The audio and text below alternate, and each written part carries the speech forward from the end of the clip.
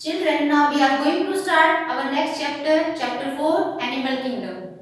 And we have learnt in 5 kingdom classification system that kingdom Animalia includes all the organisms which are eukaryotic, multicellular, heterotrophic and without cell wall.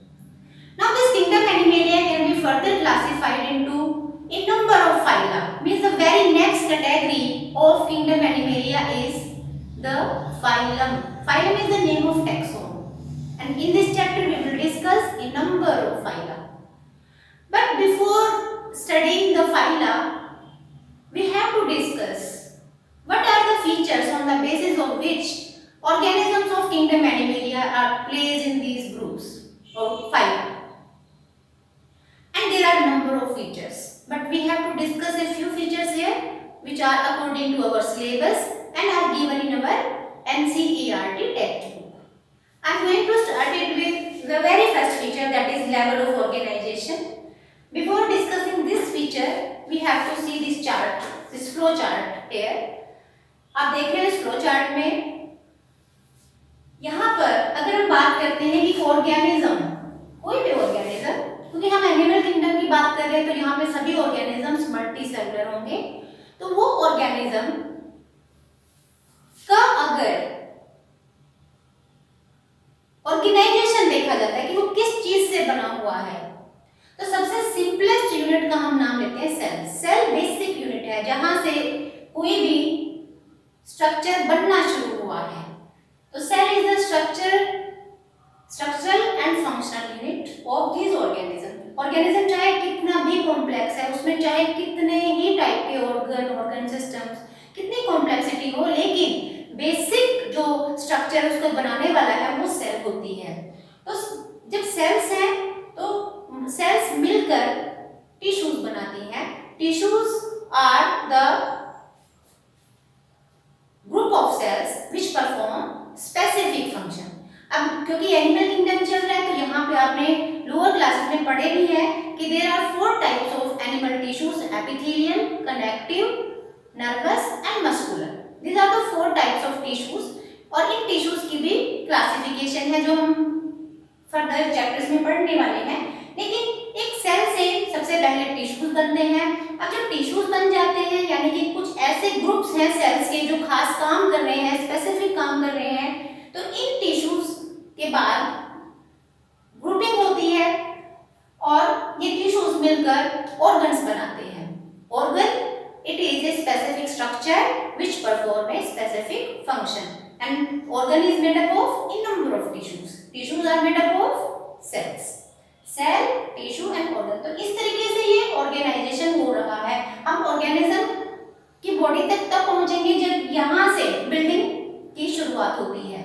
एक unit से शुरू हुई, ये unit tissue बनाती है, tissue से फिर organs बन जाते हैं, और ऑर्गन्स के बाद बहुत सारे ऑर्गन्स, जब बॉडी कॉम्प्लेक्स होती जाती है तो बहुत सारे ऑर्गन्स मिलकर सिस्टम्स बनाते हैं। Means organ systems are those systems which have a number of organs coordinating with each other to perform a specific function. अब यहाँ से हम कुछ एग्जांपल्स ले लेते हैं। जैसे अभी सेल से बात हुई थी, सेल से टिश्यूज बनते हैं जैसे muscular, epithelial, nervous and connective. अब इन टिश्यूज की ग्रुपिंग से कोई ऑर्गन बनता है। सपोज हमने कहा stomach, stomach is name of an organ. Likewise liver is name of an organ. Pancreas, ये जो 3 मैंने अभी पेंक्रियाज, स्टमक, लिवर नाम लिए हैं, आपने पढ़ा होगा ये किस सिस्टम के पार्ट हैं? These are the part of digestive system. तो स्टमक, पेंक्रियाज और लीवर, इन सभी का रोल डाइजेशन में है। इसलिए जब ये मिलकर कोऑर्डिनेट करके एक सिस्टम बनाते हैं तो उसे हम बोलते हैं डाइजेस्टिव सिस्टम।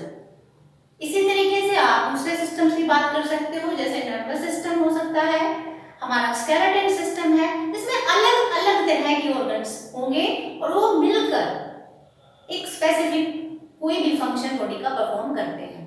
एक्सक्रीटरी सिस्टम में आपने पढ़ा है किडनीज होती हैं, यूरिथ्रा है, यूरेटर्स है, ये सब क्या, ये these are the names of organs which are assembled together, एक साथ हैं और एक साथ मिलकर वो कोई पर्टिकुलर काम करते हैं। जब हमने कहा कि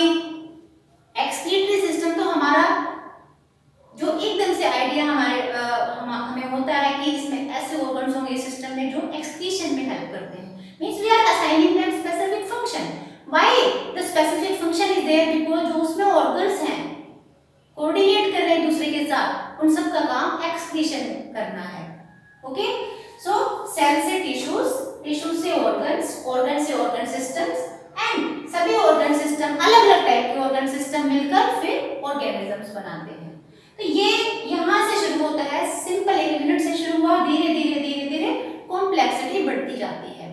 अब क्योंकि हम किंगडम एनिमेलिया पढ़ रहे हैं और हमने कहा कि इसमें ऐसे ऑर्गेनिजम्स हैं जो मल्टी सेलुलर हैं, तो क्या आपको लगता है कि अगर वो मल्टी सेलुलर है तो क्या सभी एनिमल किंगडम के मेंबर्स में सेल्स तो होंगी, लेकिन क्या वो सेल्स टिश्यूज की फॉर्म में होंगी? क्योंकि हमने मल्टी सेलुलरिटी की बात की है, बहुत सारी सेल्स हैं तो उसका मतलब वो टिश्यूज तो बनाती ही होंगी, लेकिन हम यहाँ पर शायद गलत हैं।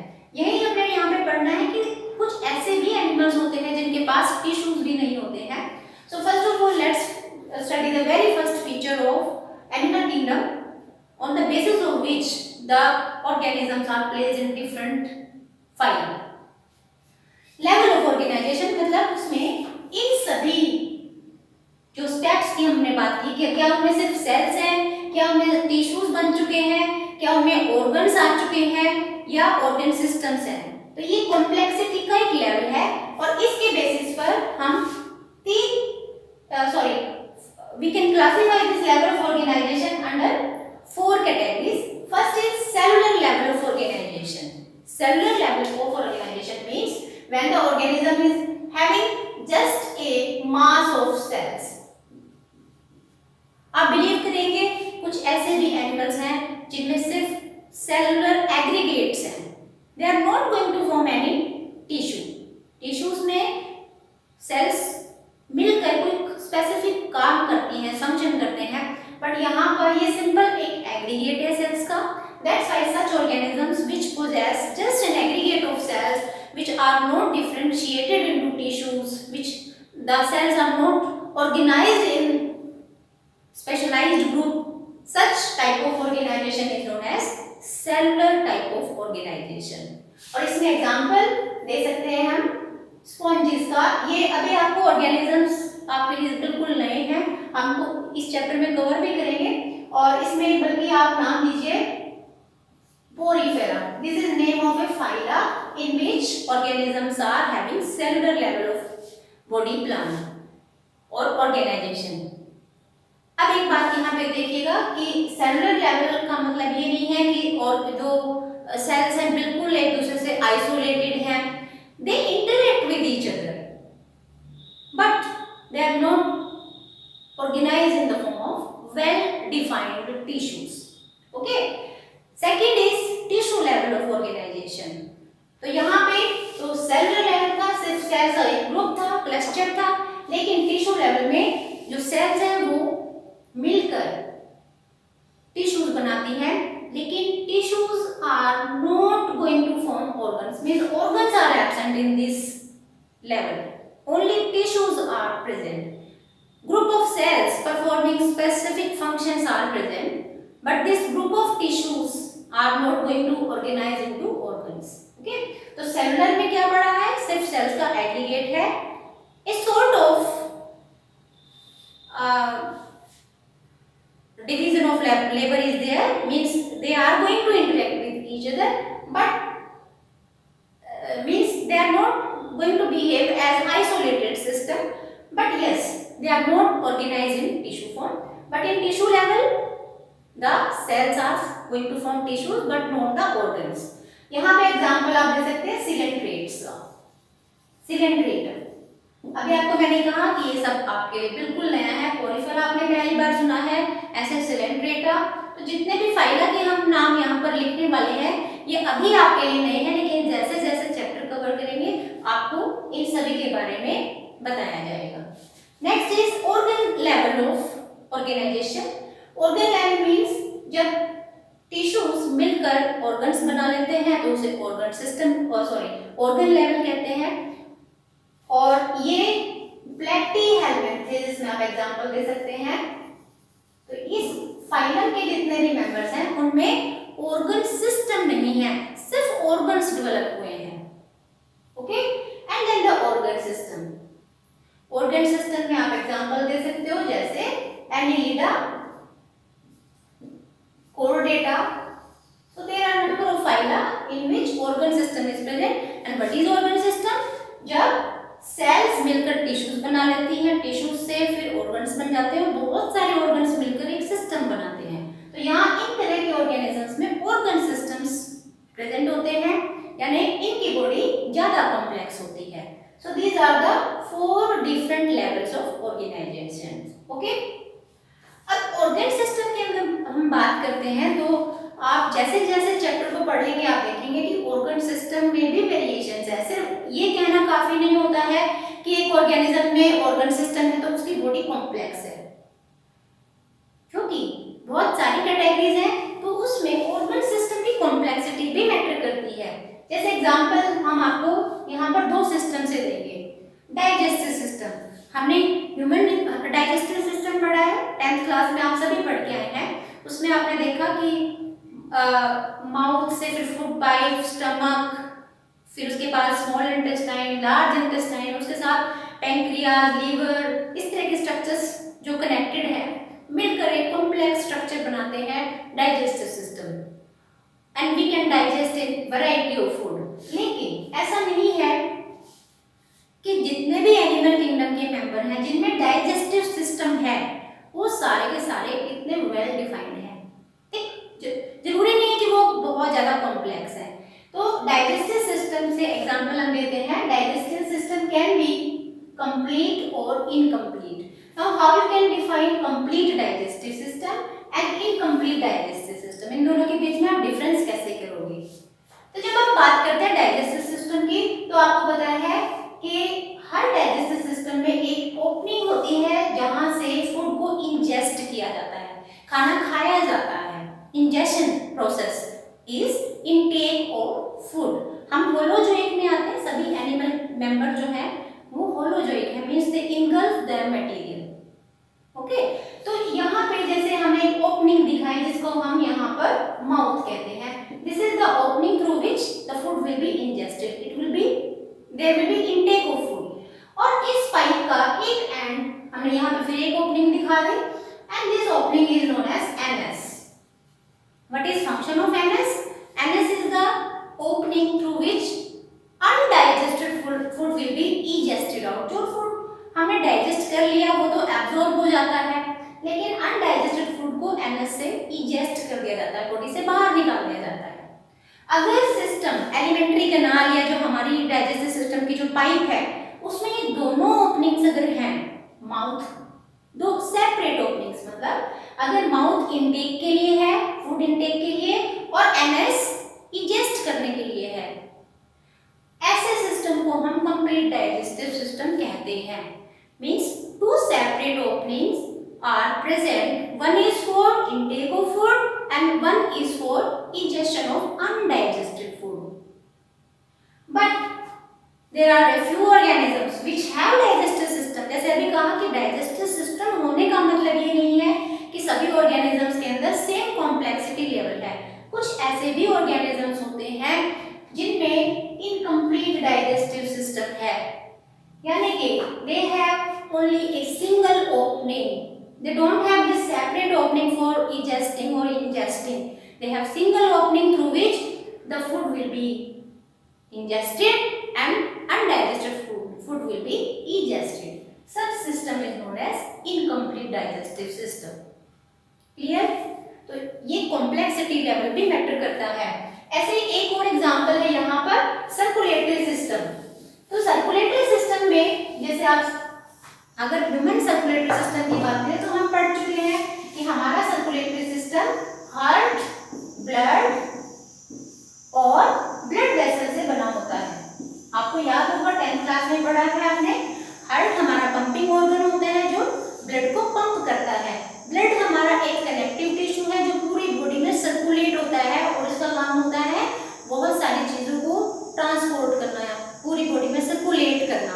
ओके, लेकिन हार्ट पंप कर रहा है इस ब्लड को, ये ब्लड किस में से फ्लो करता है? We all know that we have 3 different types of blood vessels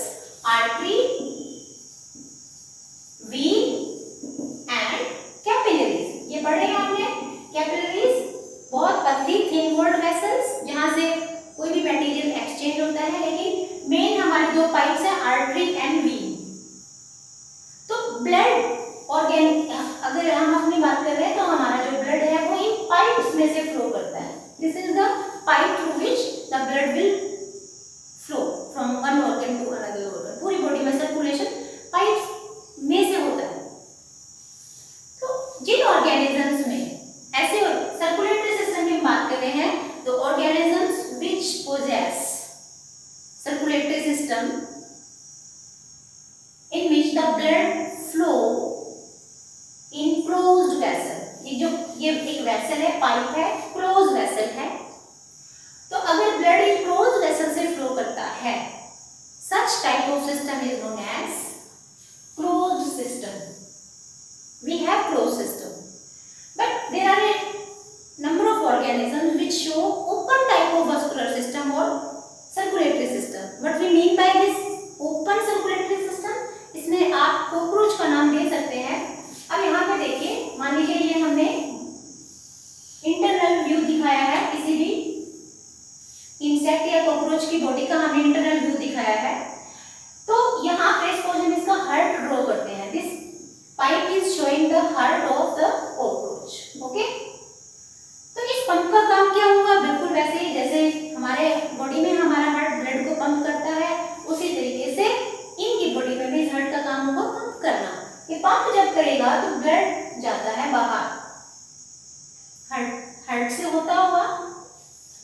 अब ये जो ब्लड यहाँ से निकलता है तो it is not going to enter in any type of blood vessel. इनके पास कोई ब्लड वेसल्स नहीं होते हैं, तो ये ब्लड कहाँ पर एंट्री करेगा? It will enter in the cavity space of the body. यहाँ पे जो स्पेस दिखाई दे रही है जहां पर अलग अलग टाइप के ऑर्गन्स हैं, मान लीजिए ये डाइजेस्टिव सिस्टम के पार्ट्स हैं या कोई भी ऑर्गन जो बॉडी में होते हैं उस कैविटी में होते हैं, उन कैविटीज के आसपास कोई भी आपको ब्लड वेसल नहीं दिखाई देती, बल्कि the blood is pumped by the heart and the different organs which are placed in this cavity, they are going to bath in this blood। यहाँ पर आप देखिए एक स्पेस है जिसमें ब्लड है, फिल्ड है और उसमें ऑर्गन्स प्लेस हैं। तो the organs are bathing in this blood filled cavity.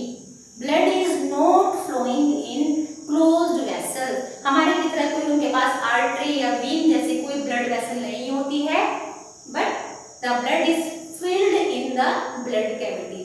Such a type of circulatory system is known as open type of circulatory system। Okay, so I hope this feature level of organization is clear to you। We have discussed here the organization level can be cellular, means only cells can be there, aggregate of cells can be there, tissues, the cells can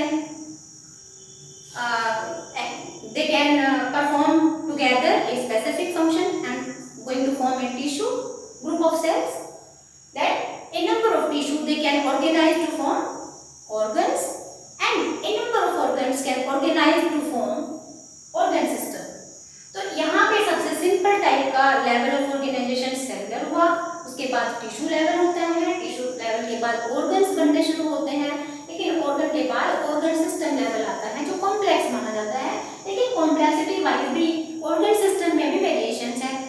जैसे आपको ये दो example दिए, चाहे digestive system या circulatory system, कि सिर्फ organ system होने का मतलब ये नहीं है कि बॉडी कॉम्प्लेक्स है, इट कैन